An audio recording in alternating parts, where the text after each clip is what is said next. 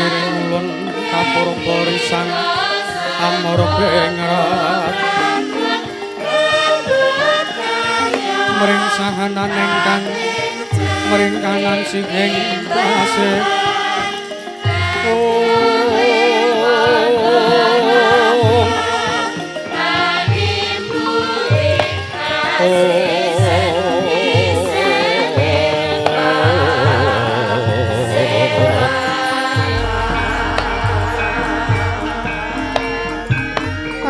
Para para Pandhawa yoga mula mangungsir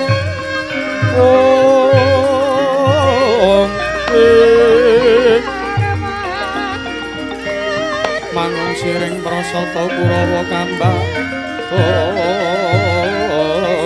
Ges Srokapite merot layot sakung ratu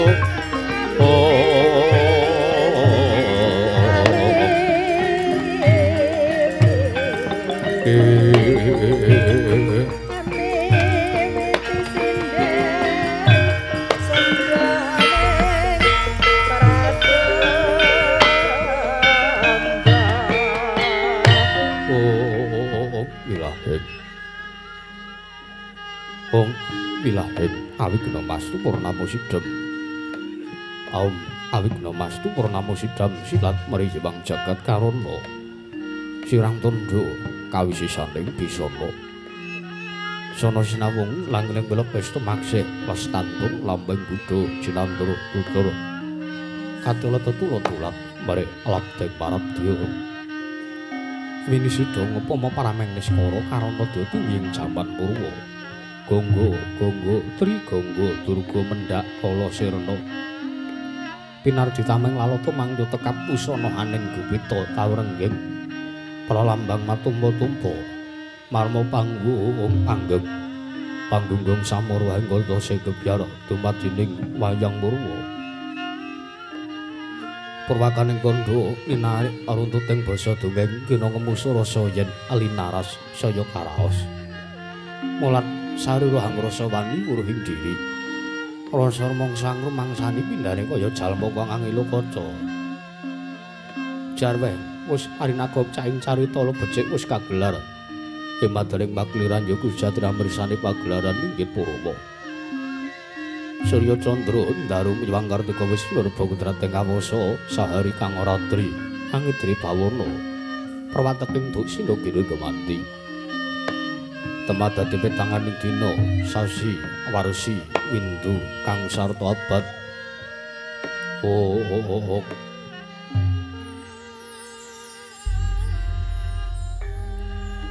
Dok tunggulan tangkar mangkarta isine rambun daya jawab pateng remjang datu padanging kutu-kutu alang ataga buron ana nyang buronto ya dadi branakan tanpa wicalan padang tarangan sinari sang gebang arep nawi ingkang arsa mrubawani jagat mungging sakar wetan mungup-mungup mungging alingan gerabang merenganga lamun kaeksayahan jilap nirato bumi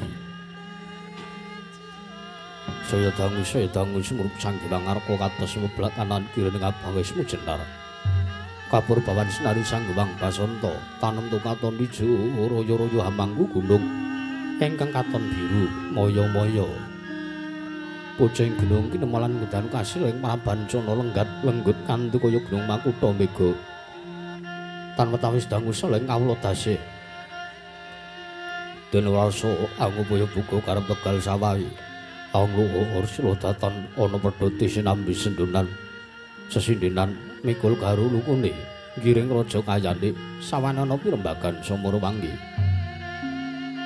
Sangga ngarkasa dangu sayenggil wis katon melok sinari jagat dunung ing kiblat papat loro kidul wetan saha kulon sinari jagat kang samya rebundada arep butujo arep buka kuwung parandene datar wonten ingkang amadani kekuwunging praja negari ing Ngamarta ya sinebut praja negari Ngendra Prasta ya negara ing Batara Kawarsa ya negari ing Cintakapura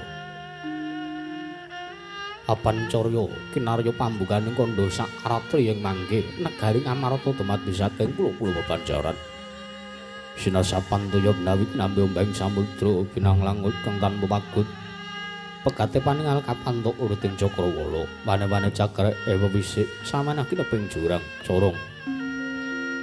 Kinepung gua serung kinarya sesuwing peksi lawet yang sarang burung. Wonten ugi pasiran tersasana jembar kebegane pasir gumelaring garis ing pinggir. Tanem tuwang rembuyung royo-royo karang kitri, arwe-weron klapa bumi subur, pasiten mawur. Satengah nandur tangkar temangkar kawuryan dadi gunung-gunung bebanjeng kandhang rangsang langit lenggak-lengguk lampahe toya kang mijil saking sendang-sendang ning tirtane. Iline kang minara-para, pelayune kang tinampi wadhuk binendung-bendung. Kinari hangileni sawah yang pategalaning Narakesma. Mokal panguling tetene bebasan datan bumi sajek kangkeng selo sadya tinandra kang merakapi pandya Bathari Siragdar pasabinan yaruk misare kang pinangka pratiwi. Oh.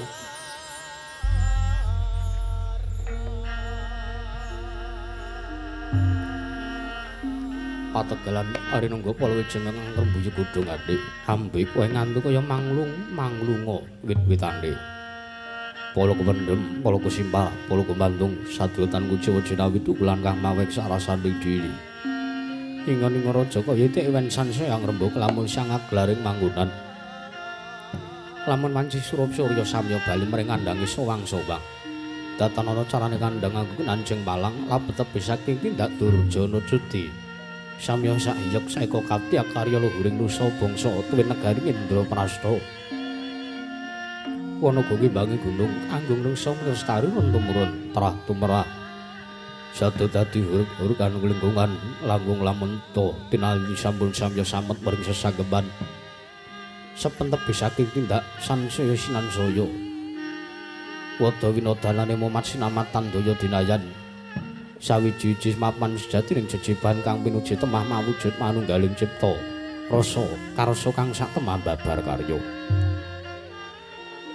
kenging birasaken negari Ngamarta nalika semelagya mancik mring jaman cana panjang punjung pasir pawukra jinawi kemari pakarta tata turta raharja dasar guru kang njabare padhang jagat tidur kuku setara pada kuncarane turta kasusring manca praja lah sinenta wae ing kemarang asta pusana ngadil bangsa negari Ngamarta wusana pernahe dewi-dewi lamun kethek-arane pragusa buta praceka dewa wisik pandhita warat lamun nalindra wenang ajejuluk nenggih Sang Nata Prabu Puntadewa ya Sang Nata Prabu Darma Kusuma ya Sang Prabu Darma Putra ya Darma Wangsa ya Sang Nata Guna Palikrama ya Sang Ajata Satru ya Sabda Dwija Kanggo ya Sang Prabu Yudhistira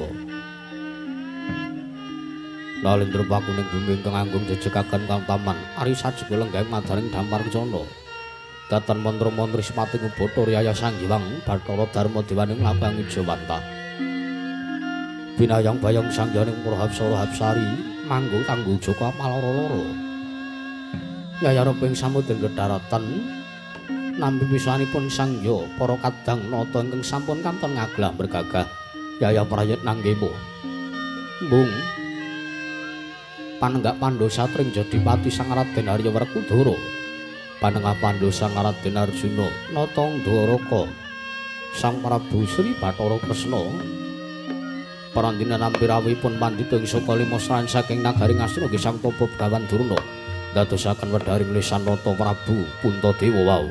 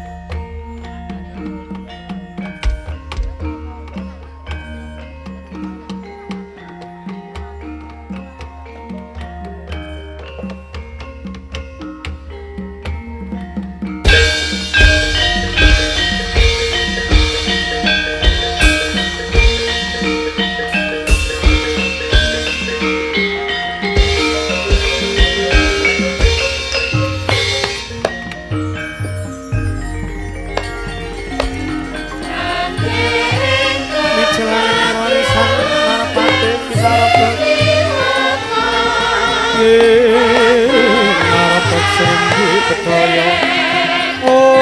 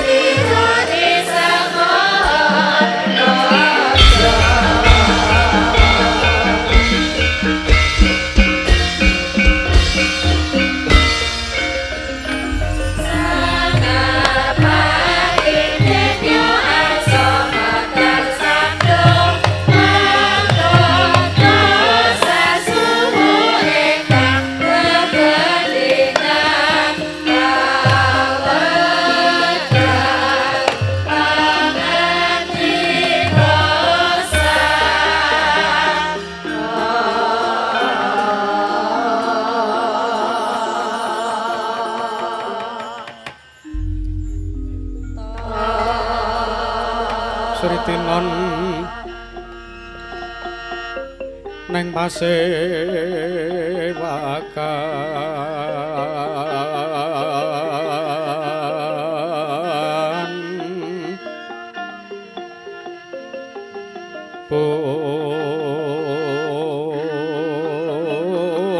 busana maneka warna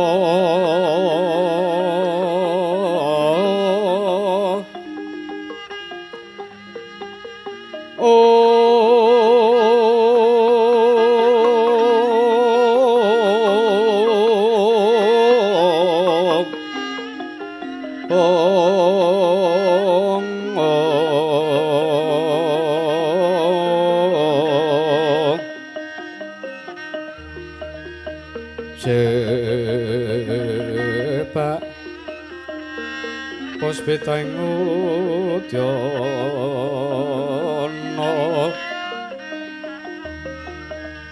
miang manjra sarwa rama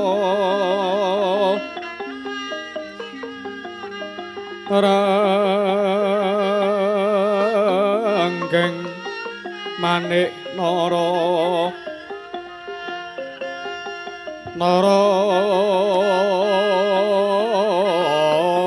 mata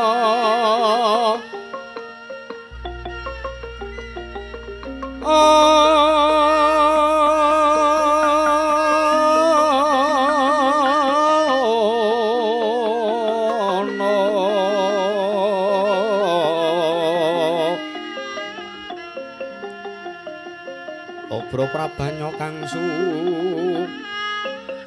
mirat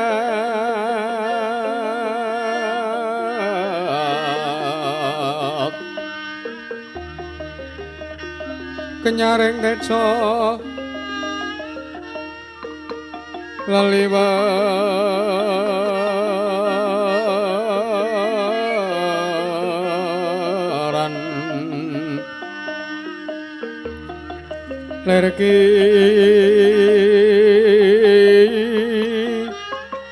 laji siring dadet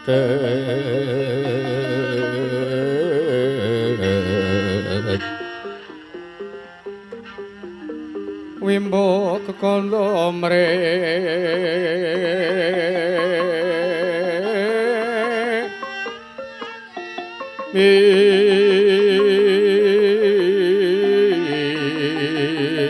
ingin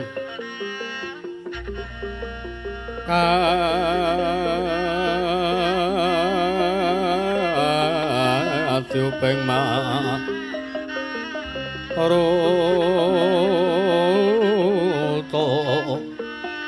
mondong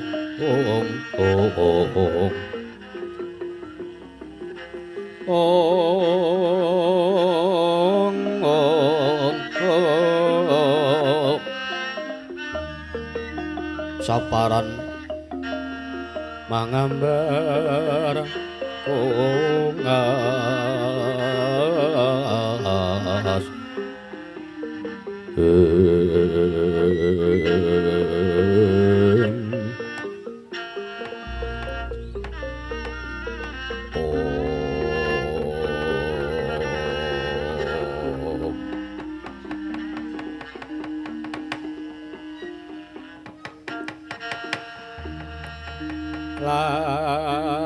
lamun sira angga guru kaki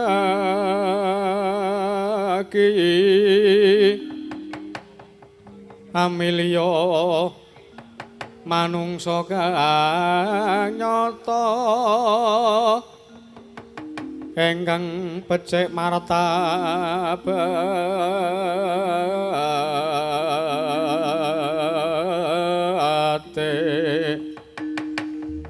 sarta kawruh mring hukum kang ibadah lan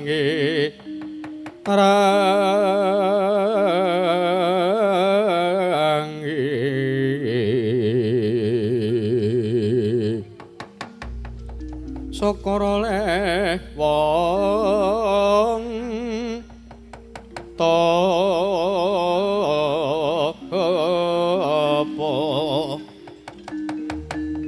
engkang was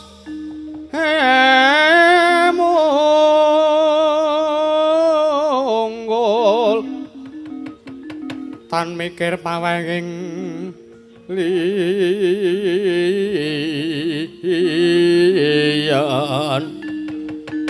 iku pantes Guranana kaki sartane kawruhana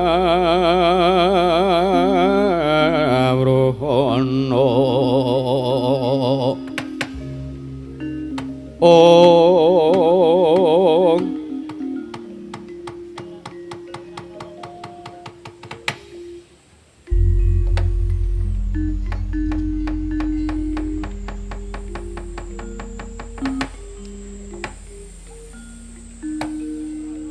Newang Agung mugi ngayomana marang para janagara ngamarta sawisinipun nun mangke Koko Prabu Sri Bathara Kresning Ndrawati Koko Prabu sadaya lepatipun ingkang rayipun Darma Kusuma diagung mangaksami ngantos duna dungkap anggenipun ingkang rayipun Puntadewa badhe ngacarani dhateng rawuh paduka Kanjeng Koko Prabu maling sak mangke Koko Prabu para Pandhawa nampi rawuhipun Bapa Nembandurna inggih Paman Kumbaya ning Sukalima ingkang sampun kepareng tedhak rawuh minggah wonten ing Datulaya Praja Negari Ngamarta Koko Prabu Sri Bathara Kresna ya jagat pangestu wayah Bathara jagat Yayi Prabu kasinggihan sampun ngantos kuwatir saklebeting manah paduka Yayi Prabu Darma Kusuma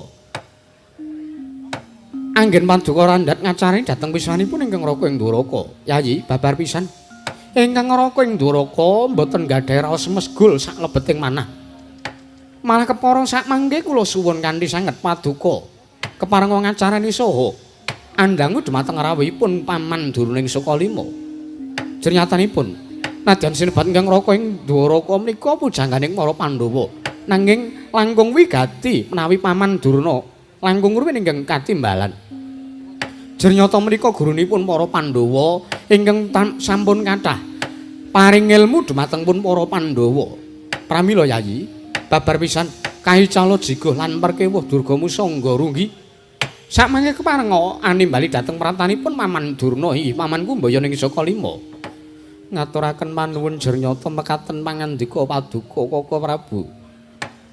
Kula suwun marayogaken rawuhipun wonten negaring Ngamarta. Sampun boten kirang sekeca Yayi. Nuwun mangke Bapa Durna, Bapa penembanku mbayaning Sukalima.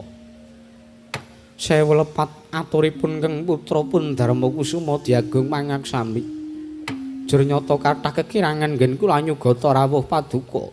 Kepareng kula ngaturaken asung masegan panakrami mugi kunjuk wonten ngarsa Paduka Bapa penemban Durning Sukalima. Bapa penembanku mbayana.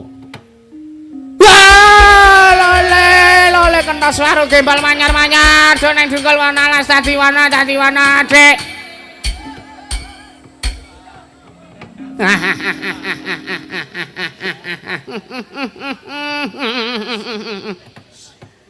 Kula nuwun nggih Yayi, anak Prabu Darmakusuma, anak Prabu Puntadewa. Kepareng kula tampi. Sanget damel bombong manahipun ingkang Bapa ing Sukalima. Samangke anggen kula sowan wonten negari Ngamarta, pun sugata kanthi kawonten ingkang remenaken. Babar pisan mboten wonten kirangipun, nggih, mboten wonten kirangipun.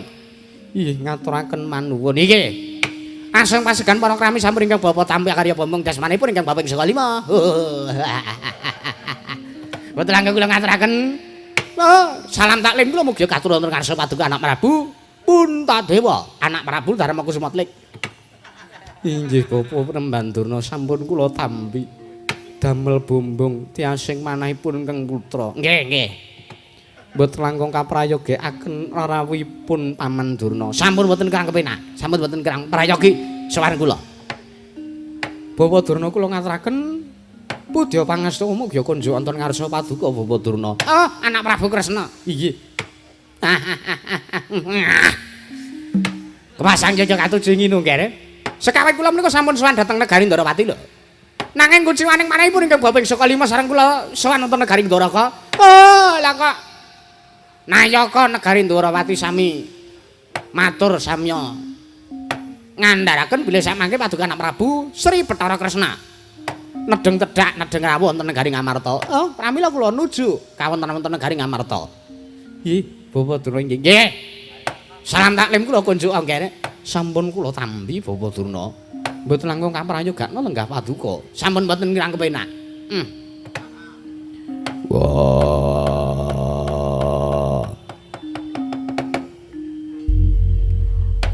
Durna bapakku. Kumbayana bapakku ya Durna, guruku ya wong tuaku Sukalima. Nggon murawuh ning Prajanegara Ngamarta kinandenana mring Araharjan. Ya mung aku ngaturke basaku katura Durna bapakku. Lole kentas waru gembal manyar-manyar.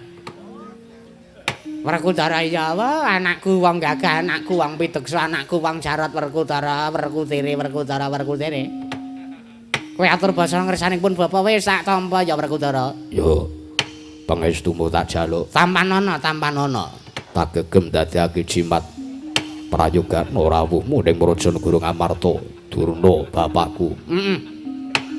Kaya wis ora kurang kepenak Werkudara. Urung apa-apa kok wis tarter. Urung klebon sego barang kok ter. Yo. Jimat apa? Bapa Durna kemareng kula ngaturaken sembah sungkem mangabekti kula kunjuk wonten ngarsa Paduka pamanku Mbayana. Wong bagus iya Janaka. Janaka ya tak tampa kowe ngaturke sembah ngersaning pun Bapa. Ora pangestunipun Bapa ing Sukalima wae tampanana ya Janaka. Inggih, Janaka sanes Jamaka. Iya. Jamaka cilik semono ki kapan le diet ora? Inggih. Matur sembah nuwun genging manuwun kula aturaken. Ya. Nuwun mangke Bapa Durna. Kados pundi kare? Sewu lepat aturipun Darmakusuma inggih ingkang putra Ngamarta diagung mangaksami. Mboten wonten lepatipun. Mbok menawi kula kaanggep lancang kananten kula rasa ndangu dhateng rawuh Paduka. Bapa penemban Durna ing Sukalima rawuh wonten negari Ngamarta. Damel kaget setaning manihipun keng putra Bapa Durna Karanten paduka menika awis-awis rawuh wonten negari Ngamarta teka sak mangke sengkan-sengkan tanpa pepoyan menawi alit utusan gandhek sak kembaran agengipun utusan Cantrik Mangwijaya saking pertapan Sukalima nanging dinten sak mangke paduka rawuh piyambakan wonten negari Ngamarta kamangka menawi kula wawas anggen paduka rawuh wonten negari Indraprastha sajak ngemu wigatos bapa penembahan estu kula nyadong dawuh saha kula nungsung pawarta menggah menapa ingkang dados darunanipun Bapa Durna menapa kula sampun pun keparengaken matur nggih iye sampun kula keparengaken maring dawuh jernata paduka pepunden sesembahan kula Bapa Durna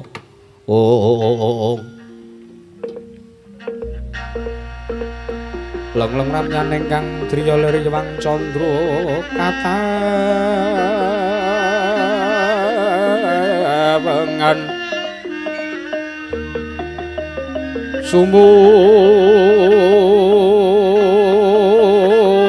tenan iki ing dias katup petan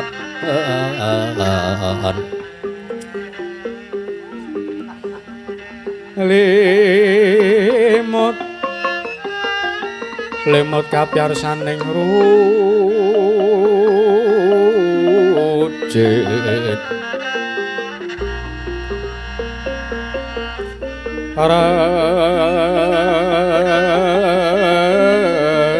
remeng driya manawung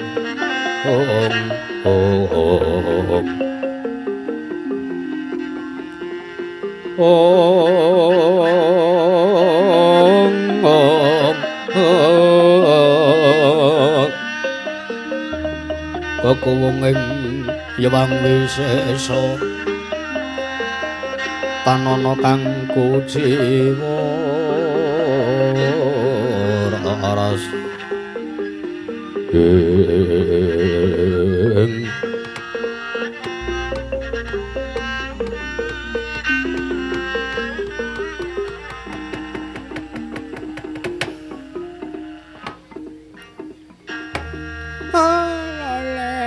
Sewu lepat aturipun kang Bapak Sukalima Diagung Pangaksami nggih. Estunipun sowan kula mriku mboten saking pikajengan kula piyambak. Anggen kula sowan kersanipun para Pandhawa menika mboten saking kekarepan kula pribadi, mboten. Inggih. Nanging wonten ingkang utusan lan wonten ingkang dawuh dhateng kersanipun ingkang Bapak Sukalima. Kapurih kula kinen sowan wonten kersanipun Paduka Anak Prabu Darmakusuma ing Ngamarta. Lajeng sinten ingkang utusan dhateng piswanipun ingkang Bapak Sukalima nggih? Kawuningana. Ing mangke Anak Prabu Duryudana dawuh kalihan kula, Bapak Durna, paduka kula suwun saestu sowan dhateng kersanipun para Pandhawa. Lajeng menapa ta wigatosipun? Kula menika prasasat ngantos pun lemes. Atat bebayu kula mboten gadhahi daya kekiyatan. Awit menapa? Nglih. Mboten menika nggih, mboten menika sababipun kula lemes. Mboten menika sababipun kula wastra lungset ing sampiran sarah munggo ing lautan. Nanging ngemudi kawonten-wonten para jenegaring Kresna ingkang sampun wonten Sapta Candra kalenggan sak mangke nggih. Negari Ngastina kados dene Ketaman Welaing Jawata. Negari Ngastina kados dene Ketaman Pagebluk. Kathah para kawula ingkang esuk lara sore ketiwasan sore lara esuk kapralaya, Dik. Kathah sanget kawontenipun para kawula wonten negari Ngastina. Kula ngantos bingung prasesen temek kurang golek. Anggen kula ngupadi syarat srana murih waliyaning para negari Ngastina. Wanderi gagar wigar tatan antuk karya.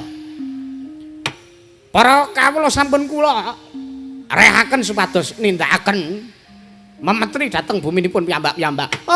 Ugi tatan saged damel srana waling negari Ngastina saking bebaya ruhara ingkang sampun pun sandang dening para kawula sak negari Ngastina. Anak Prabu Duryudana ugi sampun bingung. Malah samangke badhe nyuwun pamit, badhe seren anggenipun madheg nalendra wonten negari Ngastina. Ampun nggih, ampun. Nek paduka leren paduka nyuwun pamit ngunduraken diri pribadi. Kinarya iki menika mboten dados Nalendra lereh keprabon saking negari Ngastina. Oh, mesaken para kawula teges menika paduka Nalendra ingkang boten netepi darmaning Kanalendran. Inggih. Lajeng samangke kula mringgakaken becik dhateng pun anak Prabu Duryudana. Gandeng para Satakrama menika gadhahi kadang. Nuwun sewu lho, Nggih. Janjane kula niki pekewo badhe nyuwun senjata pitulung dhateng Rasa Paduka anak Prabu Puntadewa. Jernyatanipun para Pandhawa menika anggenipun dipun sia-sia. Anggenipun dak sia gesangipun. Ingkang mulasane teng nyianya gesangipun para Pandhawa menika mboten sae jane mung para Satakurawa. Kula menika ewa lan perkewet anggen kula badhe nyuwun senjata pitulung. Nanging kathah sami nyebataken lan ngondangaken bilih para Pandhawa menika sadereng ngatetaken ati suci pepayung budi rahayu nadyan ta sapa wae ingkang sengit kelawan para Pandhawa nanging malah kepara para Pandhawa misungsongake ingkang gajah paribasane dhateng kersanipun sinten ingkang boten remen dhateng wontenipun para Pandhawa gumaron ing jagat. Pramila nggih. Kejawi kula tetinjo dhateng kararjanipun para Pandhawa. Kula nyuwun nggih, kula nyuwun kawelasan. Kula nyuwun rasa welas lan asihipun para anak-anak kula para Pandhawa utaminipun Paduka anak Prabu Darmakusuma. Keparenga sak mangke wujudipun pustaka Jamus Hyang Jimat kalima sada badhe kula boyong dhateng negari Ngastina. Kinarya Serana tumbal wadaling praja negari Ngastina ke Taman Pagebluk. Malah sak mangke kula rayi ugi sampun sowan dhateng negari Ndarawati nggih. Ing pangangkah kula menika badhe nyuwun ngambil wujudipun Sekar Cangkok Wijaya Mulya inggih Sekar Cangkok Wijaya Kusuma. Kagunganipun anak Prabu Sri Bathara Kresna. Pangangkah kula badhe kula ginakaken srana ngusadani para kawula ingkang nandhang rubeda, nandhang lelara, nandhang pagebluk manyangkara. Menika nggih. Menika anggen kula sowan namung badhe ngebun-bun enjang jejawah sonten kula menika namung badhe nyuwun dhateng Paduka anak Prabu Darmakusuma kula badhe ngemis ugi dhateng Paduka anak Prabu Sri Bathara Kresna. Mekaten. Menawi wujudipun pustaka Jamus Hyang Jimat kalima sada kaliyan anak Prabu Ndarawati menawi Sekar Cangkok Wijaya Mulya pun paringaken dhateng kersanipun ingkang Bapak ing sekalima. Matur nuwun sanget, matur nuwun sanget. Ternyata sampun ageng lelabuhan Paduka anak Prabu Puntadewa lan para Pandhawa anggenipun sampun mitulungi dhateng gesangipun para kawula kathah sak negari Ngastina nggih. Matur sembah nuwun, matur sembah nuwun. Ya jagat pangestu Karawayahu Bathara jagat Bapa Durna. Kula wonten timbalan. Kaget sotaning manahipun kang putra pun Darmakusuma sareng midhanget pangandika Paduka. Teka ngrantos kawontenanipun para kawula negari Ngastina. Nanging wasmanten Bapa. Kados pundi? Ingkang putra pun Puntadewa menika Pandhawa gangsal. Pandhawa gangsal menika ugi nggadahi pujangga. Pujangganipun Pandhawa inggih Kaka Prabu Ndarawati. Tindak sak pecak. Obah sak klimah tartentutan satetarusan dhateng rasanipun Kaka Prabu Ndoraka menapa pun keparengaken. Lah mriku langkung prayogi. Taren karo sedulur menika ingkang utami nggih, menika ingkang langkung wigati. Inggih. Kaka Prabu, kula wonten dawuh Yayi. Kados pundi menawi wujudipun pustaka Jamus Hyang Jimat kalima sada pun aturaken dhateng Bapa Penemban Durna. Ya jagat pangestu kara. Yayi Prabu, kula wonten nimbalan. Miturut pangandikanipun Bapa Penemban Durna menika kula taliti menika leres ingkang dados pangandikanipun. Inggih.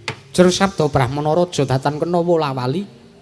Menika estu ingkang dipun dawuhaken dening Bapa Penemban Durna menika estu. Keparenga sak mangke Yayi Prabu Darmakusuma masrahna wujudipun pustaka Jamus Hyang Jimat kalima sada dhateng kersanipun Bapa Penemban Durna. Malah ingkang Raka ing Ndoraka ugi badhe ngaturaken wujudipun Sekar Cangkok Wijaya Kusuma. Sekar Cangkok Wijaya Mulya kinarya srana usadaning para kawula negari Ngastina ingkang nandhang ruhara nandhang rubeda. Yayi.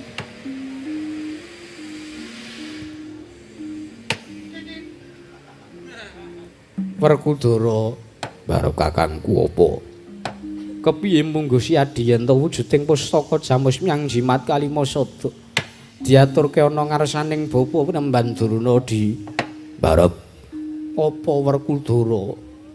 Nek kowe ndahar aturi Werkudara, gage wenehno. Kono ngopo aku matur kaya mangkono? Wah, Durna kuwi guruku. Durna kuwi guruning para Pandhawa. Durna wis paring ilmu akeh ana kersaning para Pandhawa. Akeh lalabuhane Durna kersaning para Pandhawa lan para Pandhawa duwe utang budi kersaning Durna bapakku. Kula kang saka kuwi besok apa para Pandhawa bisa duweni kalodhangan males budine Durna bapakku yen ora dina samengko. Mesakno kanane para kawula sanegara Ngastina. Barep pasrahno wujuding pustaka Jamus Myang Jimat Kalimasada. Aku ora bakal lowel. Semanten ugi kula Kaka Prabu kathah ngilmu kula ingkang pun maringaken sedaya peparingipun Bapa Prambanduruning Sukalima paring ilmu dhateng ingkang rayipun Arjuna pramila sakmangke kula suwun kanthi sanget wujudipun pustaka Jamus Myang Jimat Kalimasada pasrahna dhateng Bapa Prambanduruning Sukalima Kaka Prabu Puntadewa. Sikra-sikra yen permana kanca sikra ngrakit nawang sesangka nawang sesangka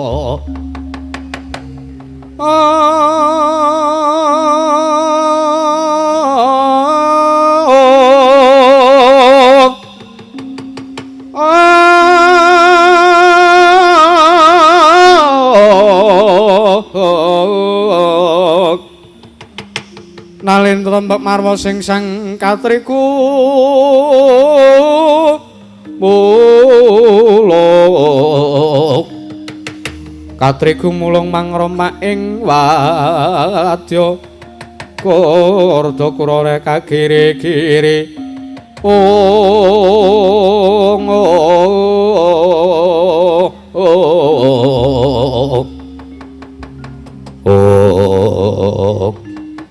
Segebyar katare kolheng kono ta wae. Tidhemadening masewaken negari Ngamarta. Nata ing Ngamarta Sang Prabu Darma Kusuma. Nampi aturipun Sang Jopra kadang-kadang Pandhawa. Tintrem madyaning batos nata Ngamarta Sang Prabu Darma Kusuma. Teman datosaken kanyut kang pinangka warju. Kanyut jare wong aganten warju jare wong akeca. Inang durung abang itu durung manjing dasaring pertala kang saru gegering jaba piyang arsa takeping mriku waseban bono amuk apa to kang dadi darunane ora ana macana digajangking medhot saka wantilan kejawi amung sawanipun utusan saking padukan Karang Kademel nenggih majaning Sang Kilurah Semar Badranaya nenggih Sang Kilurah Bagong kadheraken dening ingkang Raka nenggih Kilurah Cakra Wangsa inggih Kilurah Nalagaring minggah wonten ing datul Raja Negari Ngamarta pepeh pindha sata metarangan gawe kagiat kang samya mulat. Uri budaya denatri ora tuwa sastra negara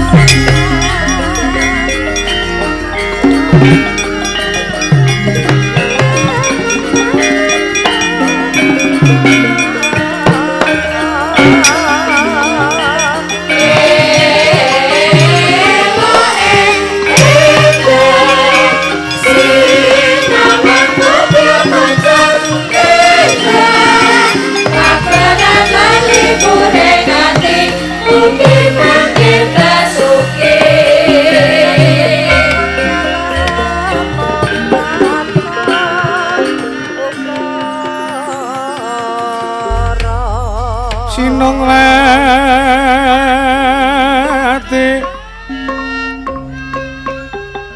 Sinong wati jagat kinari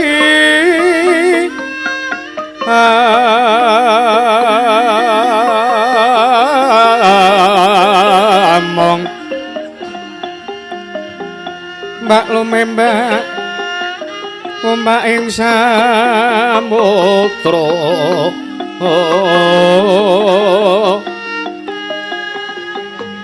ae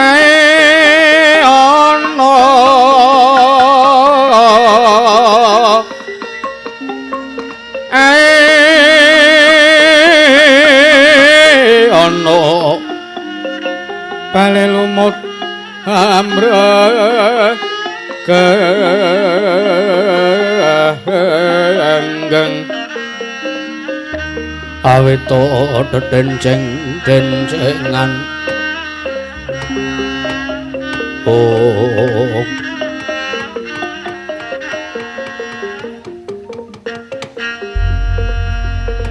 ya jagat pangestu karo Wayah Bathara jagat Koko Prabu Kresna kula wonten timbalan Yayi damel kejosetaning tias ingkang rayipun Puntadewa awit dereng ngantos purna nggen kula nampi dawuh sabda pangandika saking Bapa Nembandurna teka sak mangke menika kula nampi sawanipun Panakawan Bagong kalian Nala Garing kamangka sawanipun tanpa tinimbalan Koko Prabu Yayi kula wonten timbalan awana dikaya ngapa menika abdinipun para Pandhawa Bagong kalian Garing menika kathah labanipun lho kalian pun para Pandhawa menika kathah labanipun lan para Pandhawa menika kathah nggadahi utang budi dhateng pun Kakang Semar saat majanipun pramila sawanipun ponakan kekalih menika kadangu mbok menawi wonten wigatos saking diri pribadinipun Bagong utawi Nala Garing piyambak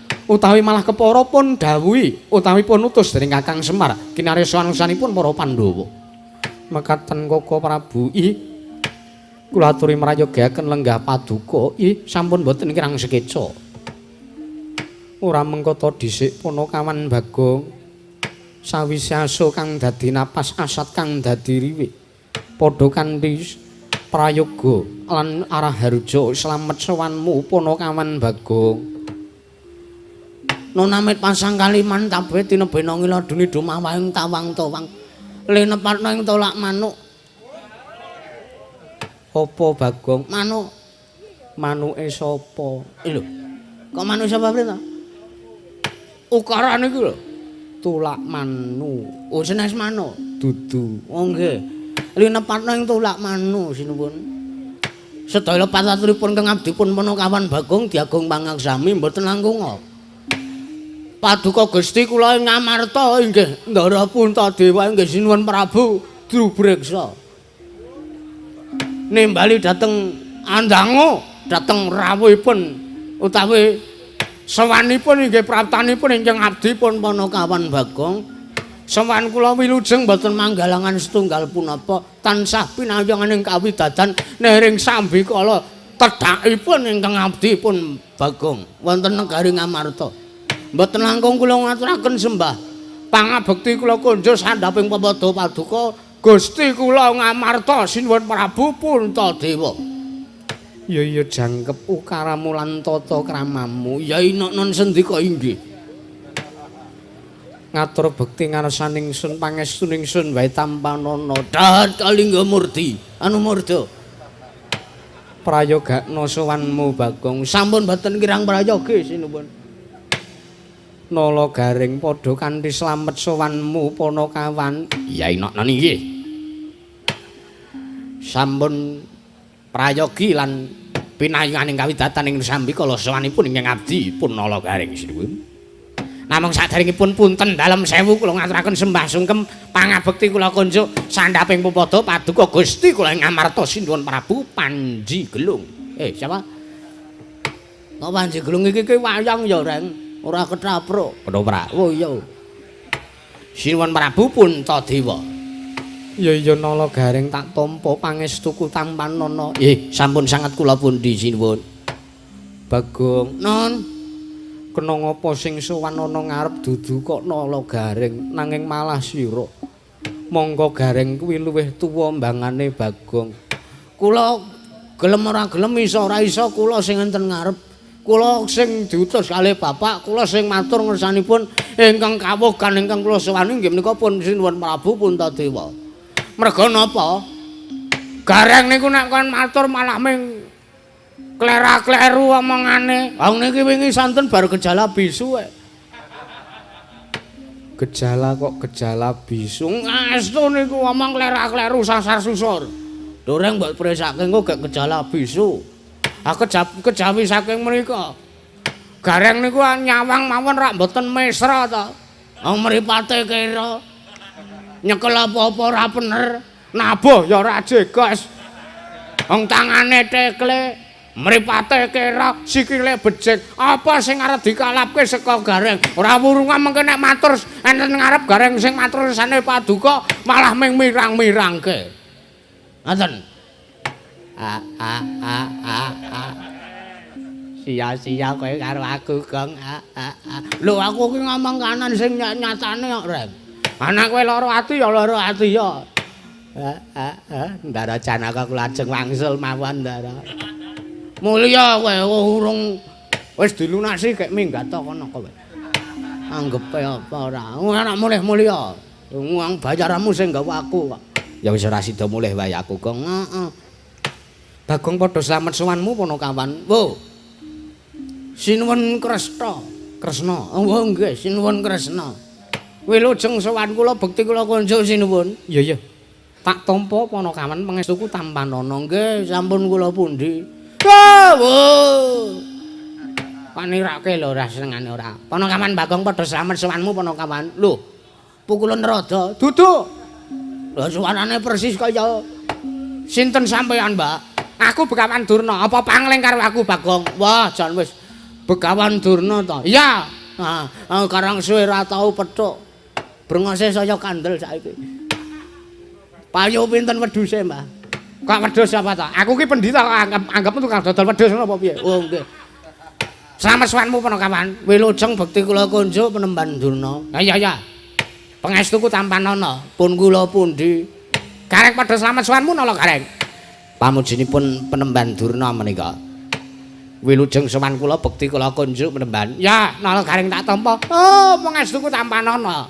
Wis sampun sangat kula pundi Penemban. Bagong. Padha slamet sowanmu Panakawan. Ndara Werkudara nggih wajan. Ajeg gedhe wae suarane ora. Nek swara kula niku nek sore gedhe nek esuk cilik. Apane? Suara kula niku lho, kula niku nek enten ngomah niku rekane garang kula mengidolakan sampeyan to, Den. Yo. Suara kula gawe gedhe. Omongan ro bojo kula, wah. Mbak saya kok, wah. Saya cilik terus ilang. Kangelan goleki. Bekti kula konjo Ndara Werkudara. Tak tampa pangestuku Tampanana, Bagong. Nggih. Sampun sanget kula pundi. Bagong padha slamet sowanmu. Ndara Janaka wilujeng bekti kula, Ndara. Iya. Niku kelinci gak dibageke. Mau wis tak bagekke. Nanging ya mung ora kapireng dening sapa wae. Iya to nala Gareng. Nggih. Lampun sampun jago kalih sampeyan kok wau, Den. Iya. Nala Bagong. Nala Bagong sinten? Kula napa Gareng sing ajeng didangu kula napa Gareng kok nala Bagong? Oh iya. Panakawan Bagong Wonten dawuh. apa wigatine dene sira sowan tanpa tinimbalan. Pun napa kula pun dikeparengake matur sinuwun. Iya Panakawan tak paringi kalodhangan matur sembah nuwun. Ngaturaken gunging panuwun namit samangke kula sampun pun paringi kalodhangan wekdal. Kula kinen matur sanipun Sinuhun Prabu Puntadewa. Lah punapi ingkang dados daharunanipun seniki enten tawon ngencoki weteng kula. Nah. Mbangane ngentep rak terus dadi saya gedhe wetengku kok. Nek wetengku saya gedhe saya ora ketok. Ngapunten saderenge. Kula sowan tanpa tinimbalan iki mboten kok teges kula lancang. Nanging bot-bote kula nyendikani lan bot-bote kula kepengin ngabekti kalih tiyang sepuhipun Bagong inggih menika Lurahe Semar. Bapakmu Semar nggih. Kena ngapa kowe matur mangkono? Manu Bapak Semar niku utusan kalih kula. Kula kadhawuhan supados sowan ngersanipun Sinuhun Prabu Puntadewa. Lah napa wigatine Bapak dereng paring dawuh. Sing baku para Pandhawa tok boyong ning Karang Kadempel. Mangkono Bagong nggih, para Pandhawa tok boyong ning Karang Kadempel. Sinambi mundi wujudipun pusaka negari Ngamarta. Ingkang winastan wujudipun pustaka Jamus Myang Jamrut. Apa? Pustaka Jamus Myang Jamrut Kalimasada. Pusaka negari Ngamarta kedah kaboyong dateng ing Karang Kadempel sareng kaliyan Pandhawa gangsal rawuhipun dateng padukuhan Karang Kadempel. Lah napa sing dadi wigatine kula ora ngerti. Merga bapak ora bloko karo kula ning ketoke bapak wau pun bloko kalih Gareng. Mulane iki Gareng kula jak. Kula kanthi niki ben dheweke matur, wigatine apa kok bapak ngresake pengen para Pandhawa gangsal cacahe rawuh teng Karang Kadempel sinambimu diwujuding pustaka Jamus Myang Jamrut Kalimasada kajenge Gareng sing matur. Mau jare kowe wae sing matur. Merga jaremu Panakawan Gareng kuwi nyawang wae ora mesra. Merga paningale kira tangane ceka, sikile becik. Kok saiki tok kon matur. Aku arep mulih wae, Gong. Mulya. Aku kowe lara ati karo Sinuhun Puntadewa, aku memang lidasi nambung aturku kok. Kowe matur wigatine bapak apa aturna reng? Oh nggih. Kula kaparengaken matur nggih Sinuhun. Iya nala Gareng matur. Nggih. Wau niku bapak paring dawuh bener. Bagong sing diutus teng sowan teng ngersanipun para Pandhawa janjane kula niku ora dijak karo Bagong. Ning bot-bote kula niku nggo pengantep-antep. Bot-bote kajenge para Pandhawa niku pirsa apa sing dadi wigatine bapak kok ngersake kepengin para Pandhawa gangsal rawuh teng Padukuhan Karang Kadempel sinambi mundi wujudipun pustaka Jamus Myang Jamrut Kalimasada. Menika bapak kepengin bangun kayangan. Bapakmu ya Kakang Semar arep bangun kayangan Nala Gareng. Nggih.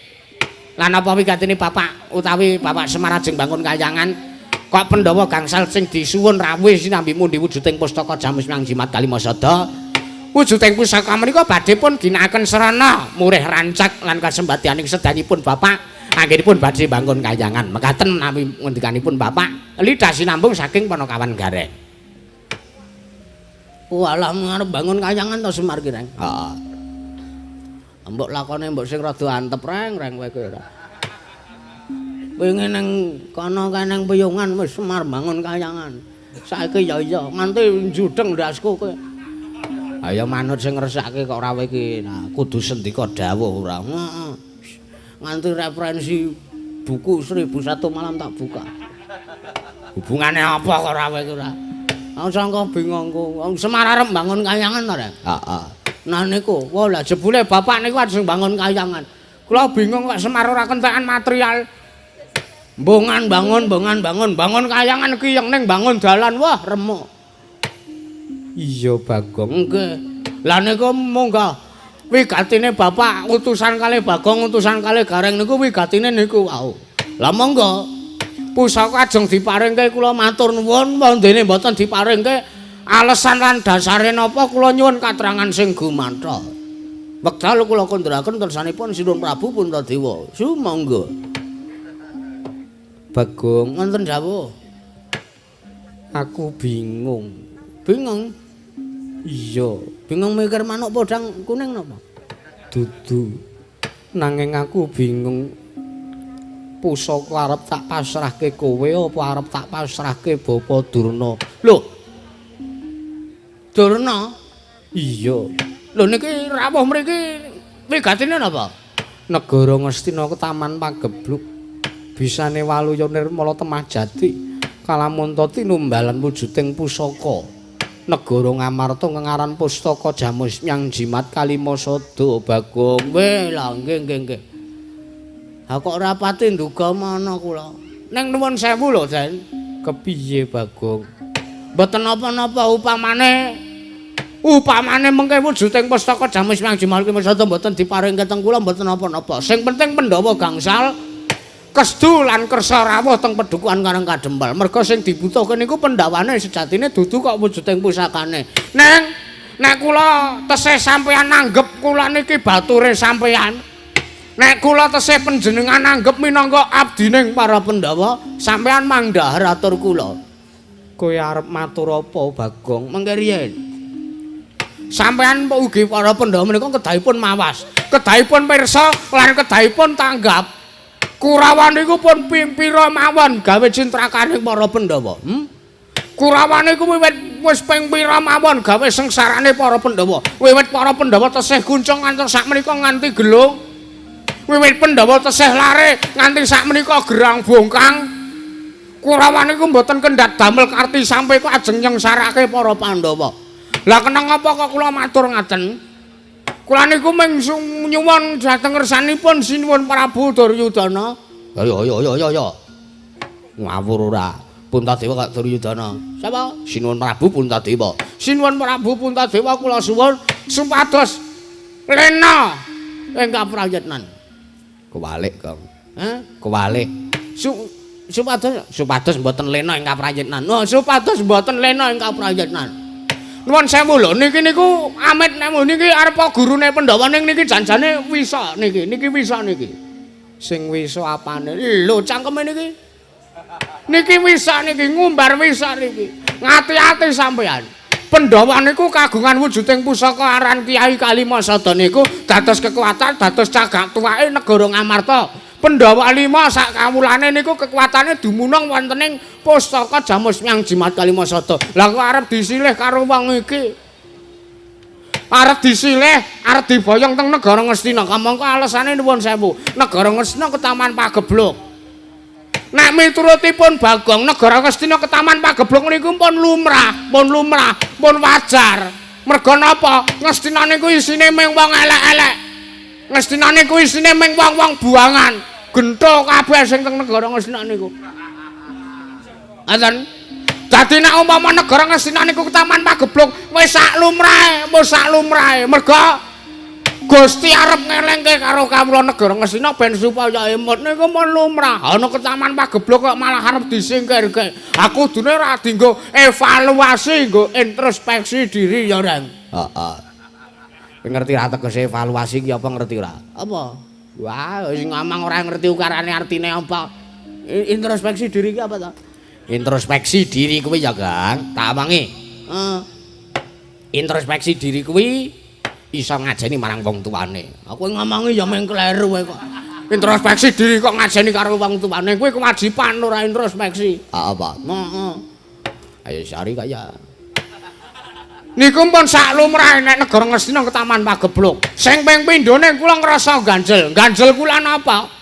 Niki kok ajeng digawe tumbal.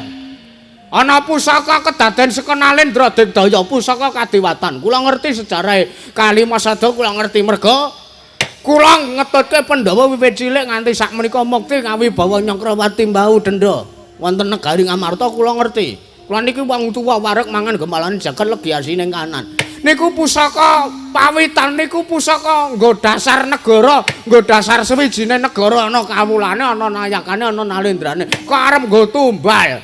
Cobi manggagas. Cobi mangpetung kanthi pemikiran logis. Yuridiksi kurikulum-kurikulume kedah cetha. Ngapa kok dienggo tumbal? Lah niku rak malah bebayani nek umpama mengke kelakon sampean pasrahke teng niki. Truwelu niki. Amangke malah kacintrakan. Wong sing ora seneng karo para Pandhawa angel mijet wae ngranti banyu sinaring naregahi cintrakane para Pandhawa. Sebab Pandhawa wis ora duwe dasar, Pandhawa wis ora duwe paugeran. Wekasan wong nek sing wis ora duwe dasar urip, ora duwe paugeran, ora duwe adeg-adeg urip, wong niku gampang disengsarake, wong niku gampang dicilakane. Iya, ora meh ya mikira. Mang Penggale. Mang Penggale, sorry kaya karang kula niku wis membara pidato kula. Iya, Bagong. Cok bi Mang Penggale. Ngoten. Ya nek tenan negara Ngastina ke Taman Pagebluk. Nek ora, engko gagane iki mung utusane Bathara Paya. Sapa reng? Sapa Bathara Paya sapa? Sing mangan bocah Sukerta, Bathara Kala. Kok Bathara Paya ora? Nek Bathara Paya terus kok lakone Murwa Paya ngono. Ora ya wagu ta Gong kowe. Wong gagane iki mung utusane Bathara Kala. Kula men iso apal kok kula karo gerak-gerike Durna niku. Durna niku mesti bersekutu pidak jempol kalih Gandala mayit. Ngoten Reng? Heeh. Betari kinasih Durga. Kok kinasih Durga ora? Kayangan Surdaya. Kayangan Surdaya niku mesti ora wurunga pustaka Kalimasada dijaluk saking pangmasipun para Pandhawa digawa Durna. Nah, nek Pandhawa pun lena merga Pandhawa ora ndek kekuatan, Bathara Kala turun teng negara Ngamarta mak celirit, mak jenggunggut. Pandhawa digaglak kok laup-laup wareg nganggo sego. Niku napa sampean ajeng kelakon? Napa kelakon para Pandhawa kelangan uripe? Ming merga sampean kelepian, sampean lena lho sinuwun.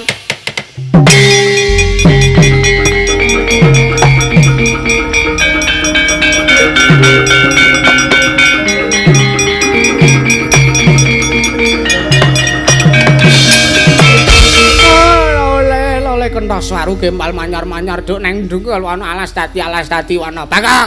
Apa, Mbah? Lho. Kowe ora basa karo aku. Lho, ngobasa karo wong tukang ngapusi niku mboten enten pedae. Ngoten.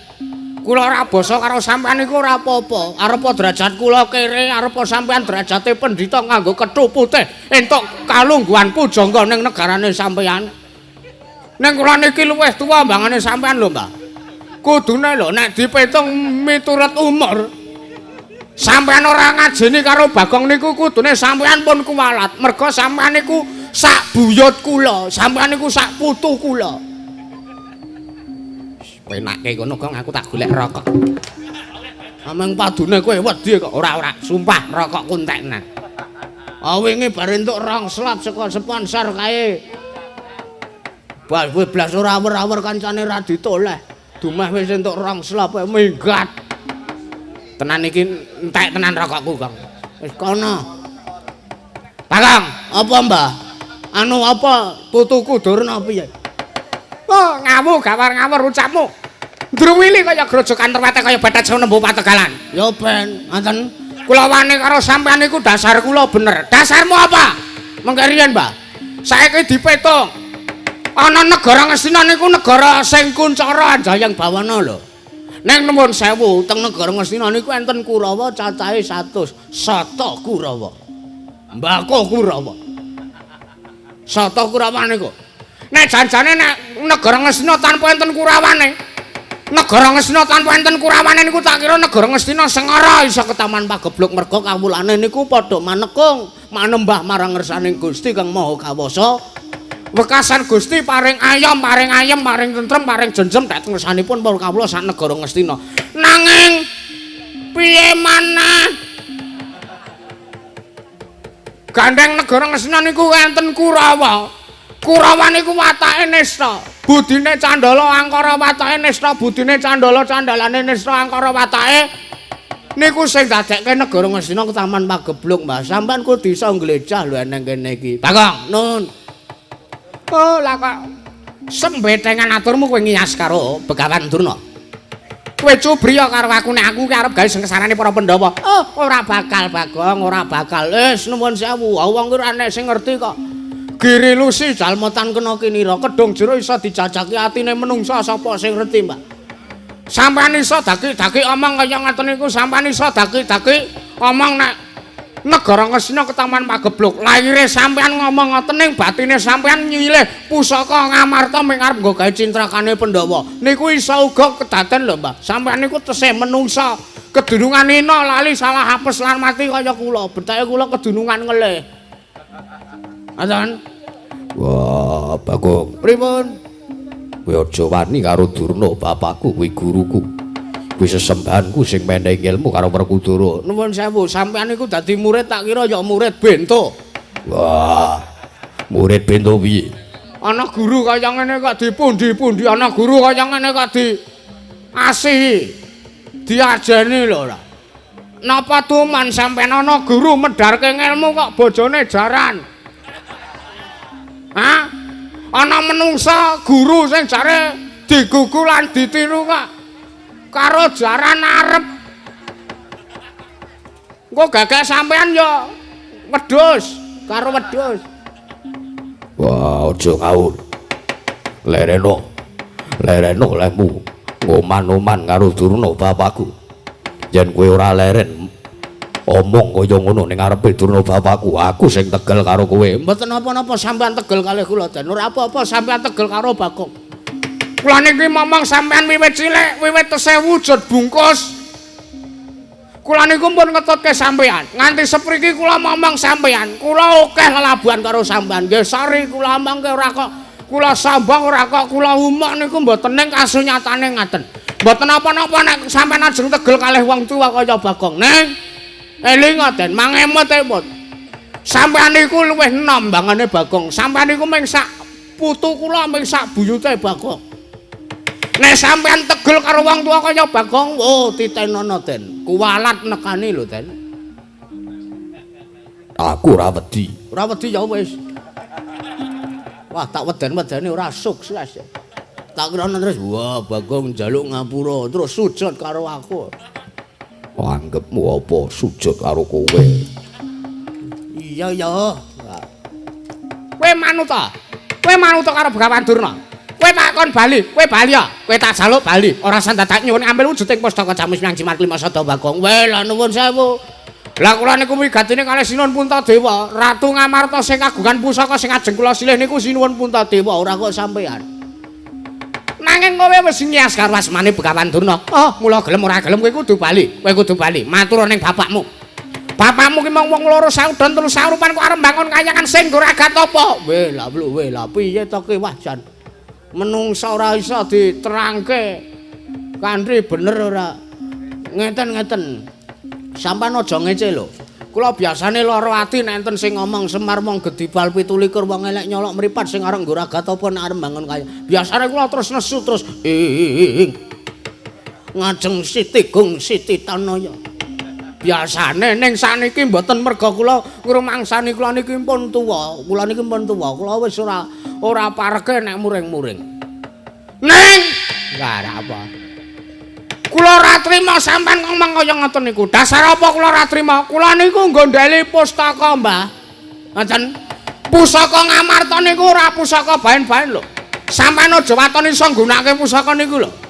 Wong apik wong ora tau tumindak dosane ngasta wujude pusaka niku mbaten elek kedungsang-dungsang uripe. Kula wis tau soalé. Pas kula dipasrahi wujuding pustaka Jamus Hyang Jimat Lima Sada, kula cekel teng tangan kula mbaten. Wah iki nek tak nggo ngapusi wong tak nggo nyulap godhong dadi dhuwit ngono piye ya. Kula mara-mara kula ketiban duren ndas kula yakin iki asli niku. Wong sing ora jujur pas nyekel pustaka Jamus Hyang Jimat Lima Sada mawon kacintrakan uripe. Apa meneh sampean duwe niat ora prayoga? Sampean duwe niat elek karo Pandhawa arep gawe sengsarane para Pandhawa.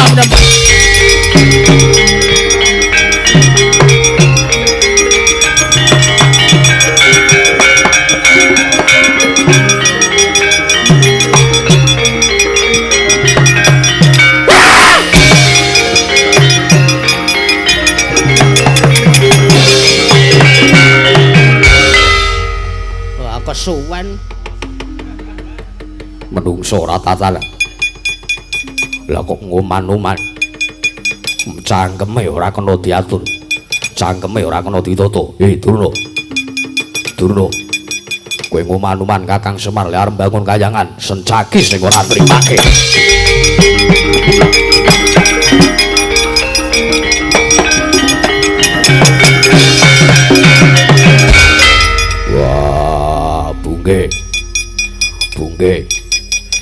mungsuhmu Werkudara.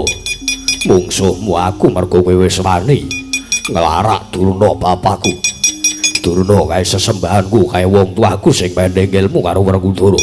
Lah kok kowe wani kaya ngono ning ngarepe Werkudara. Kajengipun Durna luput kedah kula adili. Kula mboten ajrih menawi kula kedah pun pejahi dening Kakang Mas Werkudara. Wah, suduk uku Pancanaka modar kowe. Werkudara.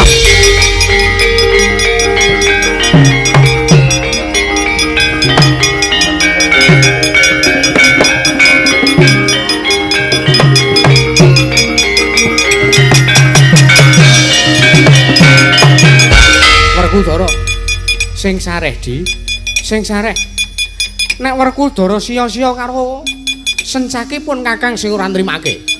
Ayo gage didukke. Sencake diudhunke. Wah, bungkek luput kajengipun Kakang Prabu. Sampun pun pambengi kula badhe pun pejahi dening pun Raden Werkudara. Cangkemmu Yohan. Wah, asik iki. Tak botoane. Dan Ndara Werkudara. Bagong wi. Niku wau mboten mung nglarak Begawan Durna ning wau keteng anu. Kula tekan mriki teng jaba pun omong-omongan kalih kula. Apa wi? Ndara Sencaki niku lho. Bagong, ning jero enek Durna, engko nek ana kalodhangan padu aku tak maju tak larake sirahe. Wah, edan. Mboten Kakang Mas, mboten. Bagong mriku cangkeme ping tumbak cucukan. Weh, lah seksine wong semene mbane, Jek. Areng ngapusi apa kowe? Dipiting sing seru mawon, Ndara. Wah. Kakang Prabu. Werkudara jetan Werkudara. Culke. Sencake diudhunke. Nek kowe ora manut karo pun Kakang tiban senjata cakra. Wah. Aduh Sencaki. Kok dadi kedarang-darang lelakonmu. Werkudara ki ya sak geleme dhewe tenan kok ora. Ana karo adine kok ming waton dimbrukke.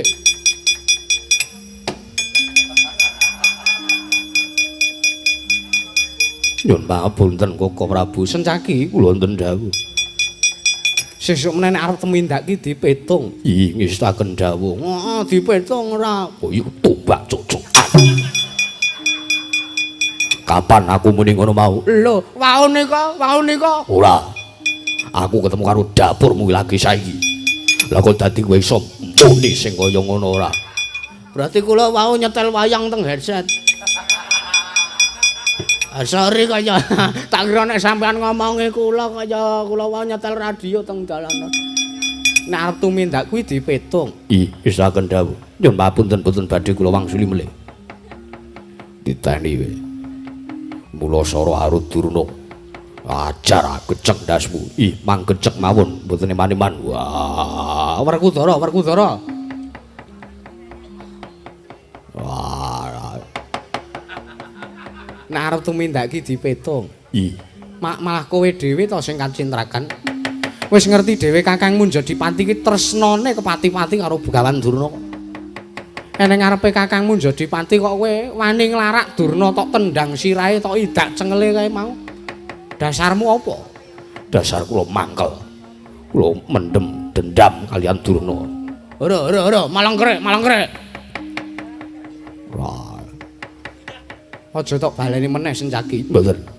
Kowe dhewe kacintrakan nganti dipiting karo Werkudara kowe ditibake lara ora Sencaki. Saged kok Prabu. Wah, lekas. Drama. Dasmu. Meneng. Kula nyuwun pun bela.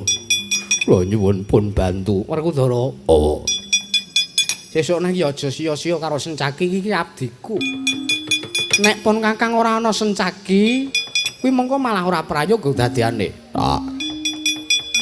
Ben terus-terusno le marempilani karo cah Koke Anukara. Senengane tumbak cucukan. Nggih niku senengane tumbak cucukan. Udah meneh. Lara ora kowe mau ditibake Sencaki. Saged kok Prabu. Sesuk meneh iki ngenteni dawuhipun Kakang. Ih, Nek ana Durna kirane Durna gawe perkara, kuwi ngentenono dawuhipun Kakang. ih. Nek umpama aku wis dawuh Sencaki Begawan Durna Antemana kowe mangkat. Iya setaken dawuh. Sesuk meneh. Iya. Hati-hati. Iya. Nek krungu suarane Durna gawe rusuh. Nek pun Kakang urung dawuh ya siadi aja mangkat. Ning nek umpama pun Kakang wis dawuh. Sencaki Durna gawe perkara Antemana. Iya, nyuwun pamit.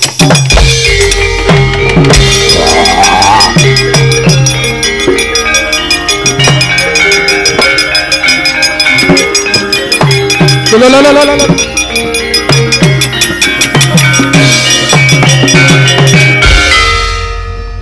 Edan. Tumbak cucukan. Ora kowe iki ngopo?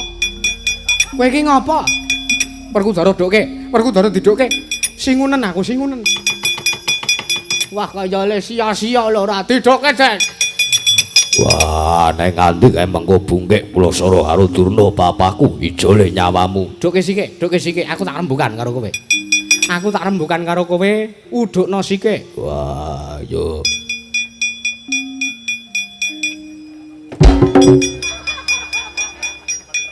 Ngawur ora. Yuh mlinder ki lho.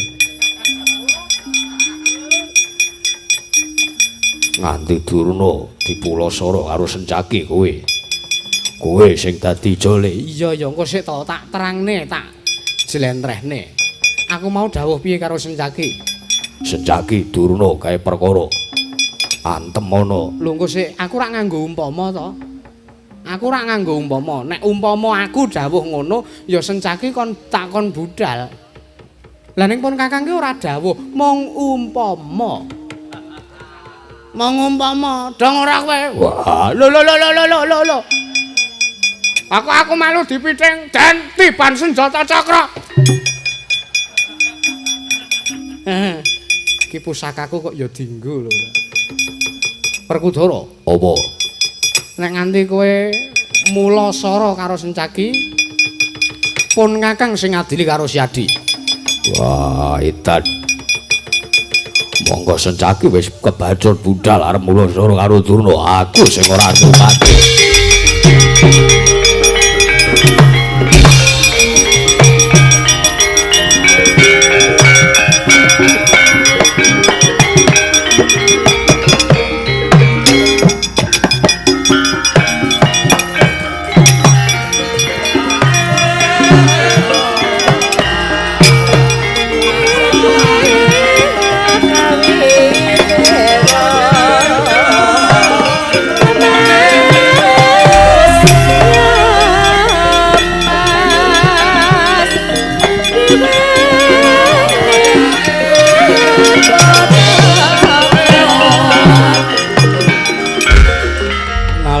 Marma sing sang Katri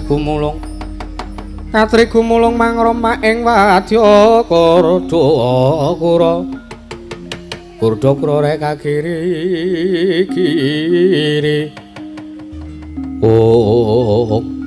Koko Prabu kriwikan dados grujukan geguyon dados tangisan Yayi kula wonten timbalan nuwun sewu sedaya perkawis menika kula wau pun jering perkara namung wonten ki Lurah Bagong. Lho.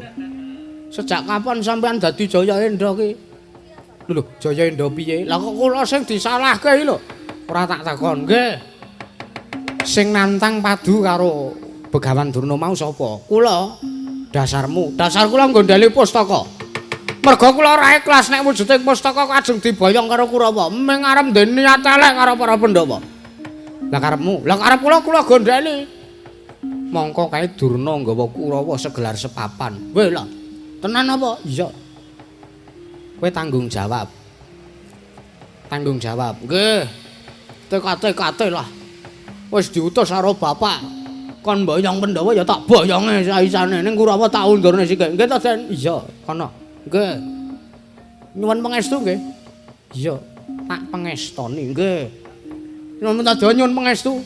Iya Bagong tak pangestoni. Nggih. Ndara Janaka nyuwun dongane, muga-muga menang kula musuh Kurawa. Iya Bagong.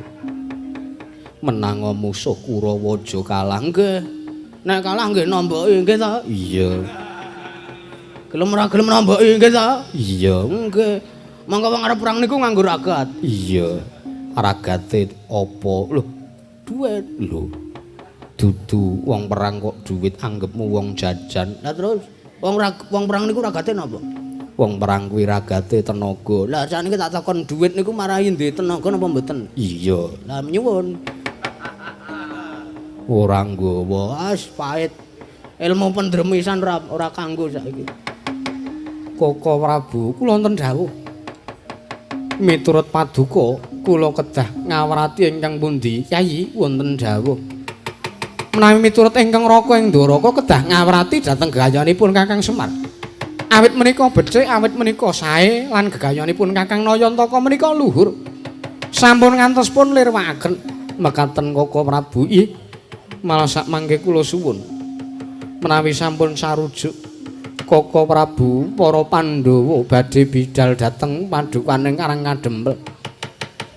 Kula pasrahaken kawontenanipun Werkudara sak mangke kapurih purun pun boyong wonten padukan Karang Kadempel. Yayinipun sewu sampun was kuwatir. Bab perkawis Werkudara kula ingkang tanggung jawab. Sampun ngantos Werkudara damel perkawis wonten negaring Amarta. Inggih. Lan kula ugi badhe ngunduraken dhateng pun pamanku Mbayaning Sukalima. Ingkang sak mangke damel kisah kalian Pemurakawan Bagong kula ingkang nentremaken ngaturaken manuwun Koko Prabu Arjuna kula wonten paring adhawuh. Kaya wis purna jejiban pasiwakan bubana kang padha sibuk. Ingsun kundur kedaton non ngestaken dawuh Koko Prabu nyuwun pamit madal pasilat. Sing ati-ati aja kaya bocah cilik. Arjuna kaya wis ora ana dawuh maneh. Purna gati ning mananggilan. Arsa sang foto kundur kedaton siluk saking dampar kecana kinabet gambaran gading kadheraken sanggaring para banjedi manggung tanggung Jaka Malarara ingkang samya ngambil upacara ing Prabu. Kawisan saking mandra tindaknya Sang Sri Naranata kaya binayang widodara widodari.